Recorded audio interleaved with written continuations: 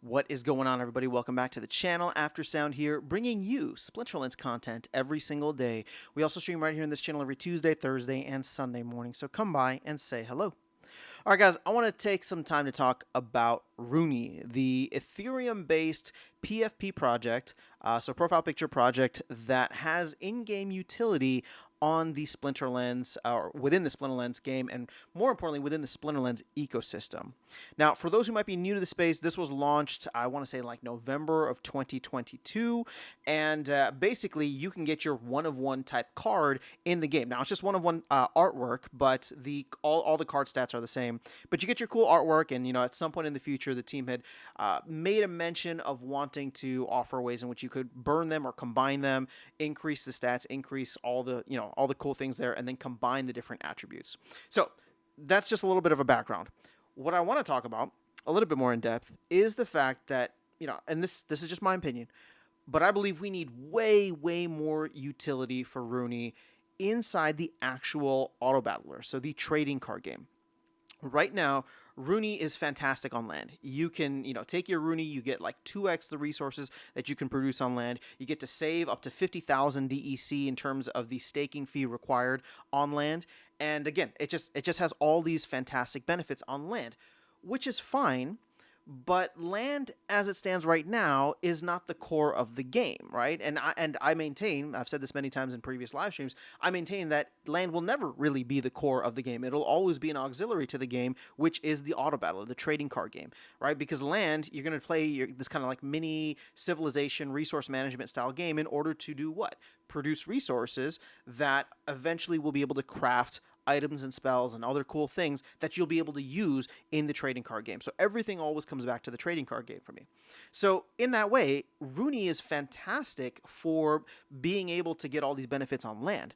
But let's say you're somebody who likes collecting these profile picture NFTs. And I'll be honest, I don't follow the NFT space very much. So if I'm getting this completely wrong, then please do let me know in the comment section.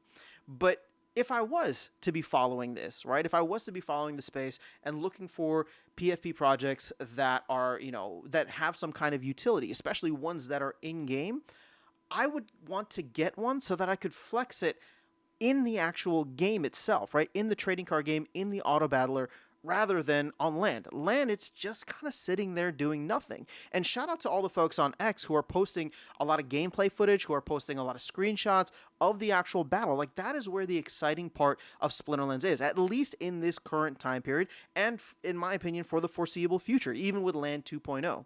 So when it comes down to it, if you want to be able to flex your Runi, and I've thrown out all these ideas in the past of like, there should be a kill count for Runi, right? How many wins does your specific Runi have versus other people's? How many kills does your specific Runi have versus other people's? There should be a cool leaderboard there.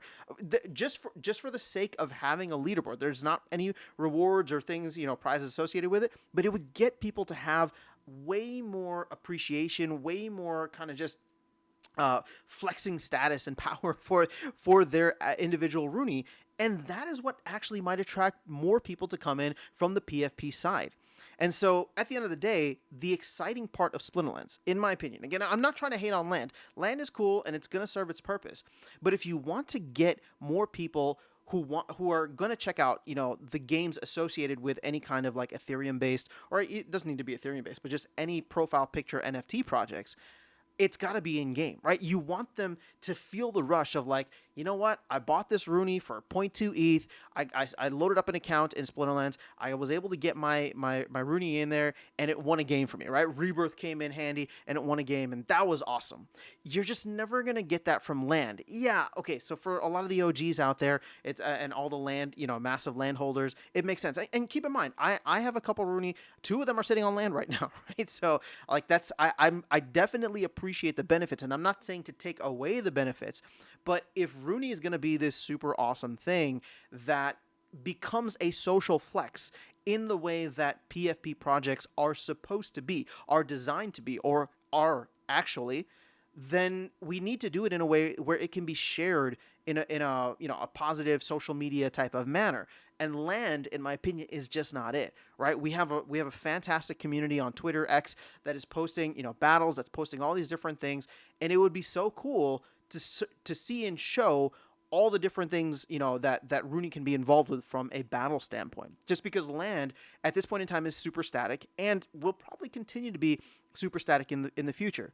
So, if I was in, the team's position right now, definitely don't take any benefits away from land, but I would definitely consider finding ways in which making Runi way more valuable or more fun to play in the actual game.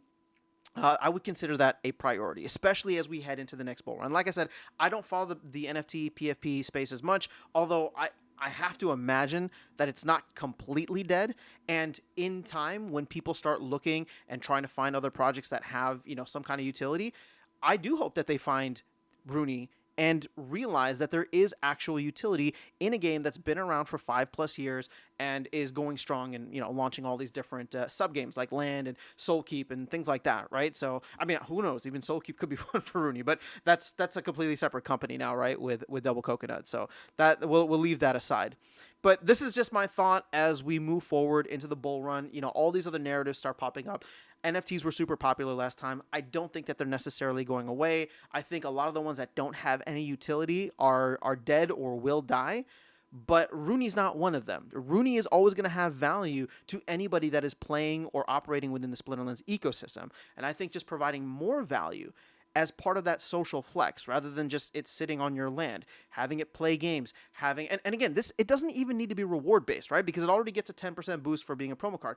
When I say like more value, it doesn't need to be financial value. I was talking about the leaderboards earlier, or the kill count, or the win count, or all these different kinds of things, or maybe Runi gets you some other kind of benefit. Again, it could be just cosmetic. Maybe it could have some value. Maybe owning a Runi gets you like 1 additional energy per day or something like that. Again, it's just these different types of things that could be added in terms of just providing value to Runi overall. And again, I'm not saying nobody jump at me about the energy thing. That was literally off the top of my head. I'm not saying that that's the perfect route to go. All I'm saying is that it's important that we try to give as much utility to this project, which was launched in a bear market, but I believe has a ton of potential in the long run. So, this to me is, again, maybe not top priority, but as we head into what will hopefully be a broader bull market following the Bitcoin halving, this is something that I think the team should take a much closer look at.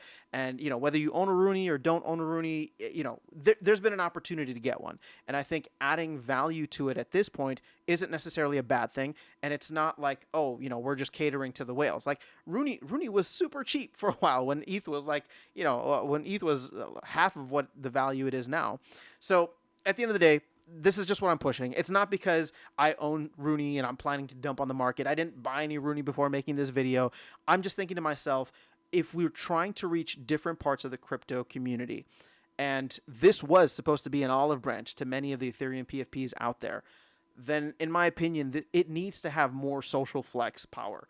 And that is only going to come from the game itself, the auto battler, and not from land. At least we're not seeing it from land at this point, and I don't see it from land in the foreseeable future in terms of things that are shareable on social media and things that you can flex and all that. So let me know your thoughts in the comments below. That is all I have for you guys in this video. Otherwise, I'll catch you all in the next one and see you around the game. Take care.